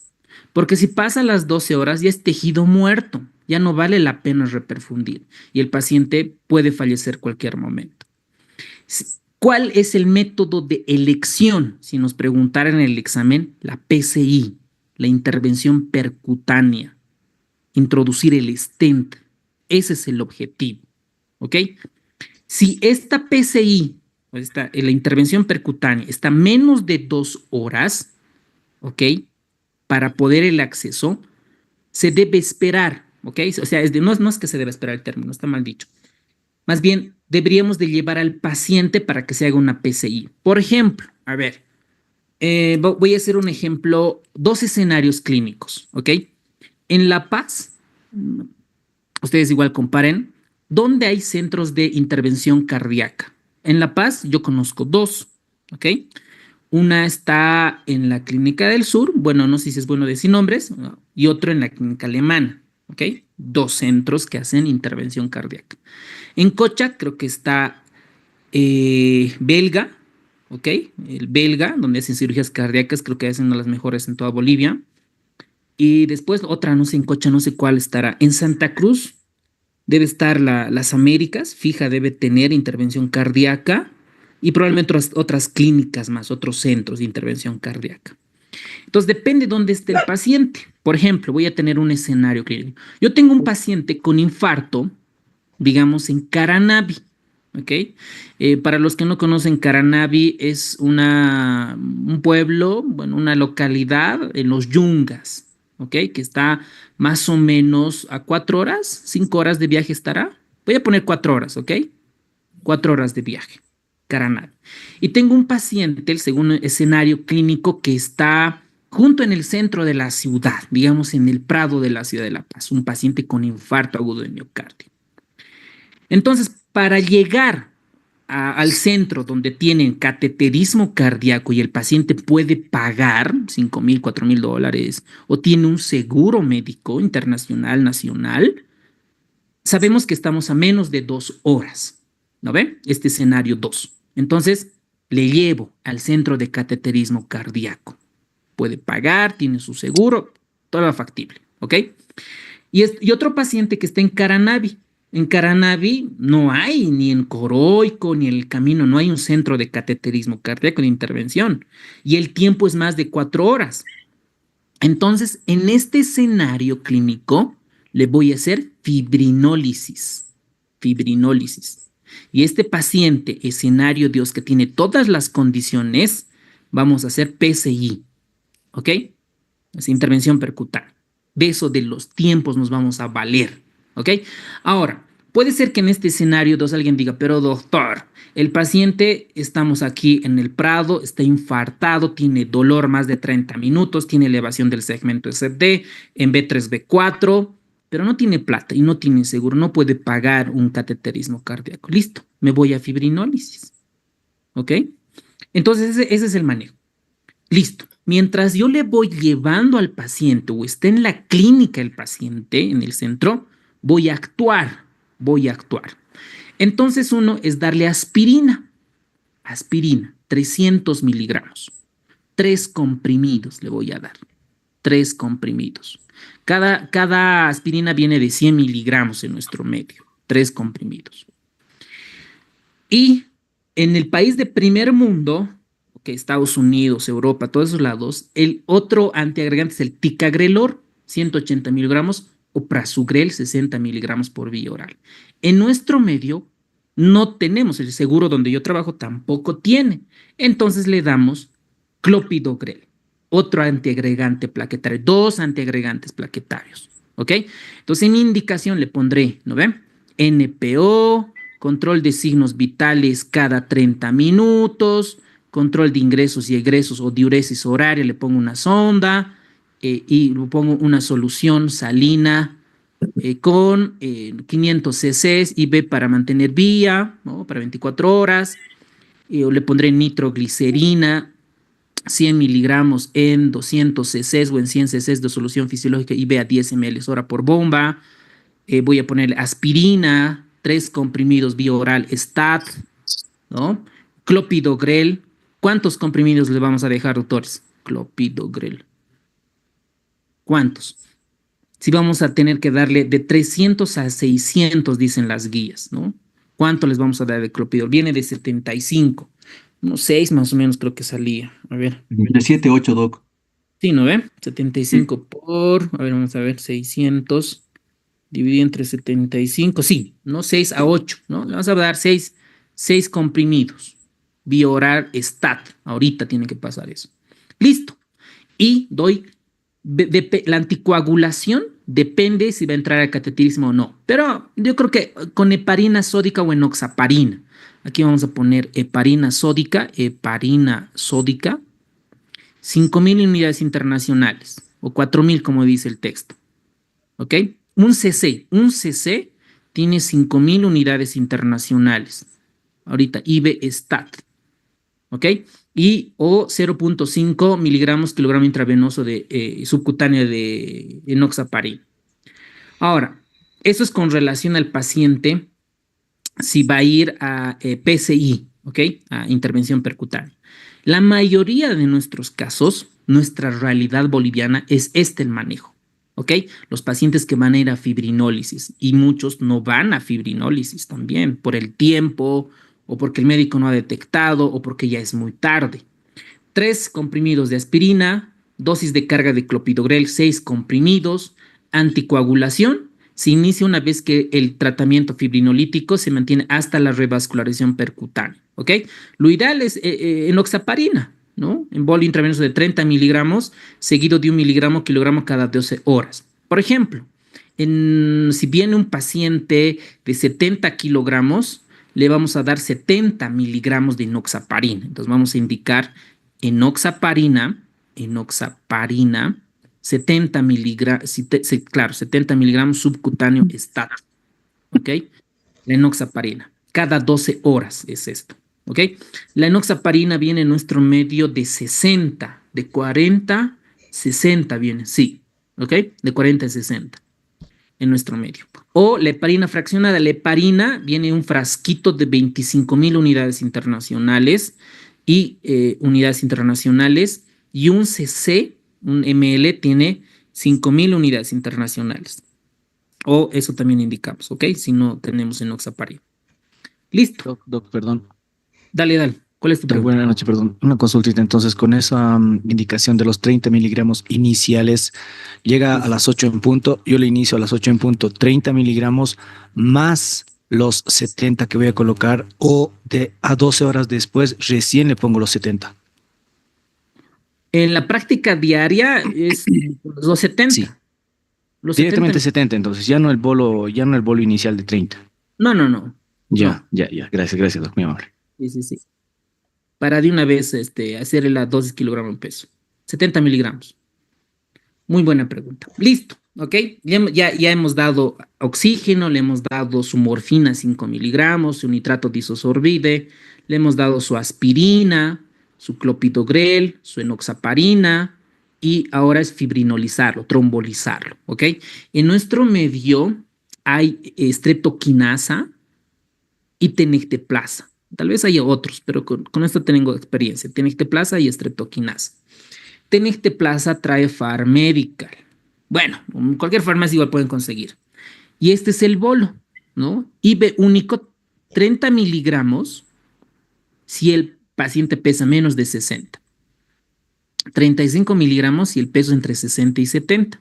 Y así sucesivamente, ¿no? Esta tablita pueden usar para trombolizar. Paciente tiene dolor, tiene elevación, trombolizarlo, que es la mayor parte, ¿ok? Y la permeabilidad del flujo TIMIS del 65 al 85% y la hemorragia cerebral, miren, es 0.4, bajito, pero con streptokinasa es un poquito más alto la complicación. Obviamente, antes de dar este fibrinolítico, tenemos que descartar que no tenga hemorragia digestiva alta, cirugía previa en los últimos 2 meses, una tablita de contraindicaciones absolutas y contraindicaciones relativas, que esto en la aplicación le pueden usar. A ver, la aplicación que yo utilizo es QX Calculate, así se denomina. A ver, ¿dónde está? Está QX Calculate, así se denomina la aplicación, que esta es la más completa. QX Calculate. Eso se pueden descargar en el sistema y ahí tienen todos los scores para calcular de fibrinolisis, las dosis, kilogramos y demás. ¿Ok? Muy bien. Entonces, el tratamiento, habíamos comentado que el PCI, la intervención, tenemos que depende del tiempo, ¿no ven? Del tiempo y la disponibilidad, menos de 2 horas, 120 minutos. A ver, ¿cuánto es de Montero a la ciudad de Santa Cruz? ¿Cuánto tiempo será? 1 hora sin tráfico y 1 hora y media con tráfico. Ya. Entonces alcanza, ¿no? O sea, se alcanza, ¿no? En menos de 2 horas se podría llegar. Si el paciente en la ciudad de Montero tiene un infarto y puede la posibilidad de pagarse un cateterismo cardíaco, una intervención percutánea, se alcanza, ¿no? Entonces el tiempo es esto. ¿ok? Estoy haciendo con ejemplos para que no se olviden para el examen, ¿no? También en la práctica el tiempo es importante. Luego aquí habla de las dosis del ácido acetilsalicílico que ya comentamos, la hipoxemia igual, de 2 siempre la saturación, siempre y cuando esté menos del 90%, el dolor encontramos con nitrato disosorbido en nuestro medio, o nitroglicerina para el libro de Harrison. La nitroglicerina, como es un vasodilatador, disminuye la precarga. Y alguien dirá, ¿qué es la precarga? Es la sangre que está circulando en nuestro cuerpo. Y si disminuye la precarga, puede bajar la presión arterial. Por eso es importante al administrar vasodilatadores controlar la presión arterial. Por eso dice en el libro de Harrison, se debe evitar en 3 escenarios clínicos. Y esto, anótense por favor, repítanlo igual, sobre todo entiéndalo. Como es un vasodilatador, yo debo evitar en un paciente hipotenso, menos de 90 milímetros de mercurio. En sospecha de infarto del ventrículo derecho, miren, ventrículo derecho. Estos pacientes hacen hipotensión. Sujetos que hayan ingerido un inhibidor de la 5-fosfodiesterasa. ¿De qué medicamento sería, doctores? Del sildenafil y del tadalafil. Sildenafil y el tadalafil para disfunción eréctil o para hipertensión, ¿no? Para esos medicamentos. Entonces, esos 3 escenarios no se debería usar la nitroglicerina. ¿Cómo actúa la nitroglicerina? Básicamente estimula la síntesis del óxido nítrico. El óxido nítrico hace que el guanosin trifosfato se convierta en guanosin monofosfato y genere vasodilatación por disminución de calcio, ¿vale? Eso con relación. Tiempos claves. First medical contact, ¿ok? El primer contacto médico hasta que se realice el electrocardiograma, el tiempo es 10 minutos, menos de 10, menor o igual a 10 minutos, ¿ok? El electro. Puerta balón, primer contacto médico hasta que se realice la intervención, menos de 2 horas, menos de 120 minutos. Desde el primer contacto hasta fibrinólisis, si no hay PCI disponible o está más de 2 horas, menos de 30 minutos, ¿ok? Si yo estoy en Caranavi, tengo un paciente con infarto, tengo tenecteplasa, a los 10 minutos ya tengo que tener el electro y antes de los 30 minutos ya tiene que estar entrando la tenecteplasa o la streptokinasa, ¿ok? Yo les apuesto, doctores, que en muchos hospitales de segundo nivel, no, les apuesto que en su farmacia no hay tenecteplasa ni streptokinasa, les apuesto. Ni en Montero hay. ¿Ves? ¿No? Yo aquí en La Paz igual, en Cocha en algunos igual, no debe haber. En hospitales de tercer nivel no hay doctores. ¿No? Entonces es grave nuestra salud. Pero bueno, entonces ustedes como son capos médicos preparados, se exigen, ¿no ve? Tenemos que tener este medicamento. Vamos a usar para tromboembolismo, para stroke, para infarto, para trombosis mesentérica, etcétera, ¿no? Hay varios contextos que se usa el fibrinolítico, ¿ok? El tiempo entrada y el tiempo puerta adentro y puerta afuera, el tiempo máximo del hospital sin PCI antes de traslado, igual debe ser menos o igual a 30 minutos. Esto les van a preguntar, doctores, ustedes a sus internos, a sus enfermeras, ¿ok? Les van a preguntar. Desde un paciente, ¿cuánto tiempo tiene que estar con dolor torácico y electro? Menos de 10 minutos. ¿Cuánto va para fibrinólisis? Menos de 30 minutos. Si el paciente tiene poder pagar o tiene un seguro, menos de 120 minutos. ¿Ok? Esto deberían de preguntarnos, ustedes van a preguntar y ustedes tienen que dominar, ¿vale?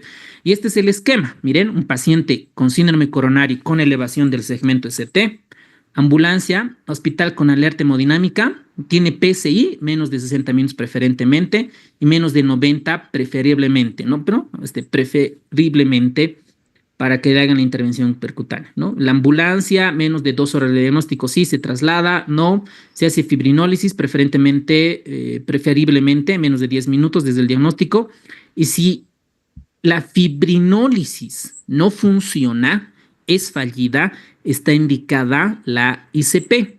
Aquí viene otra pregunta en bonito. Cuando un paciente, nosotros le realizamos la fibrinólisis, ¿no ve? ¿Dónde está acá? Esto, el tratamiento. Hay criterios de reperfusión.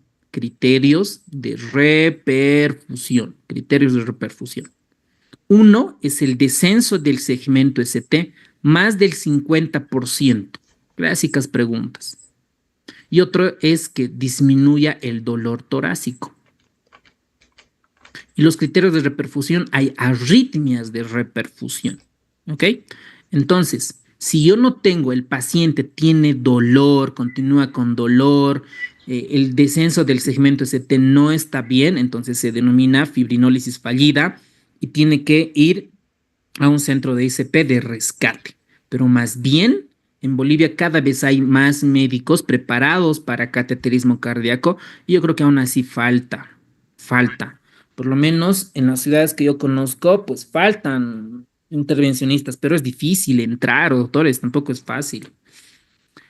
Es difícil entrar a la alta especialidad, a la subespecialidad de cateterismo. Bueno, ¿cómo se denomina esto? Intervencionismo, cardiología intervencionista, ¿verdad? Ese es el término. Muy bien, doctores. Controlar el dolor, ya hemos visto la morfina. Controlar el dolor. Los pacientes que tienen buena presión arterial, tienen buena frecuencia cardíaca, es decir, más de 60, y no tienen ningún tipo de bradiarritmia, está indicado dar beta bloqueantes para disminuir el consumo de oxígeno, ¿no? Metoprolol preferentemente. La fibrinólisis ya comentamos. La fibrinólisis se valora angiográficamente con el TIMI. Ahí están los TIMIs, ¿no? Los flujos, uno que está obstruida, parcialmente obstruida, ¿no? Un poquito más de parcial y completamente libre. Entonces aquí vamos a tener los TIMIs. Aquí tenemos el grado 0, es una oclusión total de la arteria coronaria. Grado 1 es una penetración moderada del material de contraste más allá del punto de obstrucción. El paso 2 es paso del sangre de todo el vaso hasta el lecho distal y el grado 3 es un flujo completo para valorar angiográficamente la reperfusión. ¿Ok? Aquí tenemos, ¿no?, las contraindicaciones relativas para el uso de los fibrinolíticos, que esto con la aplicación pueden tomar, pero básicamente es que el paciente no tenga, que no esté con un anticoagulante con INR más de 2, que no tenga intervencionismo o cirugía reciente menos de 2 semanas, que no tenga un paro cardíaco más de 10 minutos, embarazo, trastornos oftalmológicos hemorrágicos, úlcera péptica activa, hipertensión arterial grave no controlada. Entonces son contraindicaciones relativas para la fibrinólisis. ¿Qué más tenemos que saber? Esto ya comentamos de la estreptoquinasa, tenecteplasa. Y este esquema, con esto vamos a terminar. Un paciente con infarto depende de la PCI, ¿no? Si hay un centro o que no tiene un centro. Entonces, si el paciente es atendido inicialmente en un hospital, no tiene la capacidad de PCI y el tiempo de DIDO es menos o igual a 30 minutos, tenemos dos escenarios. Transferir a un centro que tenga intervención o administrar fibrinolíticos. Y si nosotros decidimos administrar fibrinolíticos, el tiempo tiene que estar menos de 30 minutos, ¿ok? Básicamente es eso. En el otro escenario, si el paciente ha tenido inicialmente un hospital con capacidad de intervención percutánea, el paciente debe ser enviado a cateterismo cardíaco para una PCI primaria. Hacen la angiografía, ¿no? La angiografía puede ir para PCI como tal, para ir, si es una, tiene enfermedad de muchos vasos, va para cirugía de revascularización cardíaca o solo tratamiento médico. Y en la fase hospitalaria, ¿no? Ya hemos visto en la fase de preemergencias, ¿no?, la fase de urgencias, el manejo, y esto pasa a internación a unidad coronaria, que es lo ideal, a una unidad coronaria. ¿Cuál es la diferencia entre una unidad de terapia intensiva? Que la unidad coronaria preferentemente son cardiólogos intensivistas o algún intensivista que se haya formado en terapia intensiva cardiovascular, ¿ok? Si ustedes, por ejemplo, van a hacer terapia intensiva y quieren especializarse en cardíacos, está Brasil y está México y está igual Estados Unidos, ¿ok? Para ser un fellow o una alta especialidad como en mi caso, por ejemplo, ¿ok? Entonces, en la terapia hospitalaria, ahí están las unidades coronarias. Ahí, ¿qué vamos a añadir? A ver, vamos a añadir, depende del escenario clínico. Lo primero es un IECA, ¿ok? Un IECA vamos a añadir, es decir, enalapril, losartán, como ARA. Vamos a añadir los antagonistas de los receptores de angiotensina, ¿ok? ¿Para qué? ¿Para qué nos sirve esto, los IECAs? para disminuir el remodelado después del infarto. Este de remodelado lo vamos a profundizar en cardiopatía isquémica crónica. ¿De qué sirve? ¿Qué significa con remodelado? Han debido de escuchar remodelación excéntrica y remodelación concéntrica. Entonces, este IECA evita ese dicho remodelado cardíaco, ¿vale? Esto es con relación al algoritmo del síndrome coronario agudo de la AJA, es lo mismo. Y las complicaciones. Ahí vamos, ¿no? Un paciente que tiene un infarto de miocardio, ¿por qué fallece? Uno, por arritmias. Uno, por fallo de bomba. Este fallo de bomba lleva a un choque cardiogénico, a un shock cardiogénico. Otra, por complicaciones mecánicas. ¿Cuáles son las complicaciones mecánicas? La ruptura de la pared libre del ventrículo izquierdo, la ruptura del septo interventricular, la ruptura del músculo papilar, complicaciones mecánicas. Miren, arritmias creo que todo el mundo conoce, ¿no? La FB, TB, etcétera. A todos los que han hecho el ACLS, el BLS, el ACLS, excelente. A todos los que han hecho el ATLS, excelente. Todos los que van a ser emergenciólogos, intensivistas, internistas, cirujanos, ¿qué más? Todas esas especialidades que están involucradas tienen que ser el BLS, el ACLS y el ATLS y tal vez el WinFocus también, ¿ok? Esos cursos internacionales les van a ayudar sobre todo la parte práctica, sobre todo, porque la teoría ya la pueden dominar. Entonces, para identificar, por eso se mueren, por arritmias. Choque cardiogénico ya comentamos. Mecánico. Esta pared, si está infartada, se puede romper, ¿no? Entonces hace ruptura de la pared libre del ventrículo izquierdo. Se rompe y la sangre sale, ¿no? Sale, hace derrame pericárdico, taponamiento cardíaco y se muere. Otra, ruptura del septo interventricular. Se rompe esto. Listo. Otro, se rompe el músculo papilar, las cuerdas tendinosas, generan insuficiencia mitral aguda y se muere el paciente. Por eso se mueren los pacientes, por complicaciones. ¿Qué complicaciones hay? Arritmias, choque cardiogénico y las complicaciones mecánicas. Y esto les digo porque pasa en la vida real. Yo me acuerdo cuando era internito incluso, ¿no? En la unidad coronaria ves un paciente que se ha infartado, ha entrado cateterismo cardíaco, solo que un poco tarde. Entonces el paciente estaba hablando normal, Glasgow 15, buena presión, tranquilo hablando con su familia. Después de comer, de repente en su cama, en paro cardíaco, ¿no? Hacemos el ecocardiograma y de repente había sangre en el espacio pericárdico acá. Entonces se rompió, ¿no? El ventrículo izquierdo. Así son. Entonces son pacientes que pueden morir cualquier momento. La valoración hemodinámica. La valoración hemodinámica depende si qué lado está afectado, ¿no? El lado derecho o el lado izquierdo. Si es el lado izquierdo, entramos a esta clasificación de Philip-Kimball. El Philip-Kimball se clasifica en 4.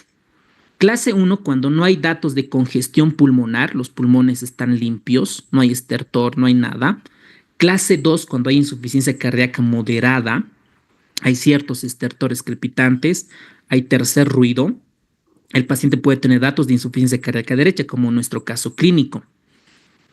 Clase 3 es un paciente con insuficiencia cardíaca grave y en edema pulmonar de origen cardiogénico. El paciente ya está desaturando, está hipotenso, ¿ok? Tiene estertores crepitantes y es un Philip-Kimball 3. Y el Philip-Kimball 4 es un paciente que está en choque cardiogénico, ¿no? Y la mortalidad del choque cardiogénico es más del 90%. En nuestro medio, yo creo que casi todos mueren, fallecen. Un paciente que está en choque cardiogénico, su mortalidad es muy alta, ¿vale? Entonces, para ver hipovolemia, ya se hacen predictores de respuesta a volumen. Está la vena cava, elevación de piernas, la variabilidad del ITB, la variabilidad del volumen sistólico, muchos parámetros para valorar hipovolemia. El estado de choque cardiogénico, recuerden que es un índice cardíaco menos de 2.2, pregunta de examen. cuándo es choque cardiogénico, cuando el índice cardíaco está a 2.2. El índice cardíaco obviamente depende del gasto cardíaco por la superficie corporal del cuerpo, ¿no? Por la superficie. Y el gasto cardíaco, obviamente, de cómo vamos a sacar el ITB por ecocardiografía y la otra variable que es la frecuencia cardíaca, ¿vale? Muy bien, doctores. Complicaciones, arritmias. ¿Cuáles son las arritmias mortales graves? La FB-TB. Son las más graves que necesitan desfibrilador. Por ejemplo, miren el electrocardiograma. ¿Cómo está el electro? ¿Rápido o lento? Rápido, ¿no? Está rápido.